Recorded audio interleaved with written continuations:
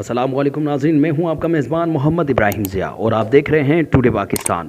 ناظرین، آپ کو انتہائی اہم خبر سے آگاہ کرتے چلیں۔ فیصل وابڈا تاحیات نااہل ہو گئے، الیکشن کمیشن کا تفصیلی فیصلہ جاری۔ الیکشن کمیشن نے Pakistan Tehreek Insaf P T I کے رہنما فیصل وابڈا کی نااہلی کا تحریری فیصلہ جاری کر دیا۔ فیصل وابڈا کی نااہلی کا تحریری فیصلہ 27 صفحات پر مشتمل ہے، جس کے مطابق فیصل وابڈا نے امریکی شہریت چھوڑنے کا سرٹیفکیٹ الیکشن کمیشن کے پاس جمع نہیں کرایا اور یہ بھی نہیں بتایا کہ امریکی شہریت کب چھوڑی۔ الیکشن کمیشن کا فیصلے میں کہنا ہے کہ کاغذات نامزدگی جمع کراتے وقت فیصل وابڈا اہل شخص نہیں تھے۔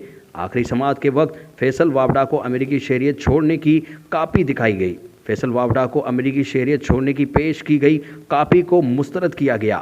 الیکشن کمیشن کے مطابق فیصل وابڈا نے 7 جون 2018 کو آر او کے پاس غلط بیان حلفی جمع کرایا۔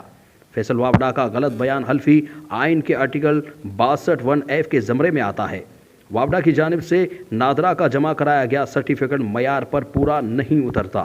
فیصل وابڈا نے رکن اسمبلی کی نشست سے استعفیٰ دے دیا۔ اب تک کے لیے اتنا ہی۔ دیکھتے رہیے ٹوڈے پاکستان HD نیوز۔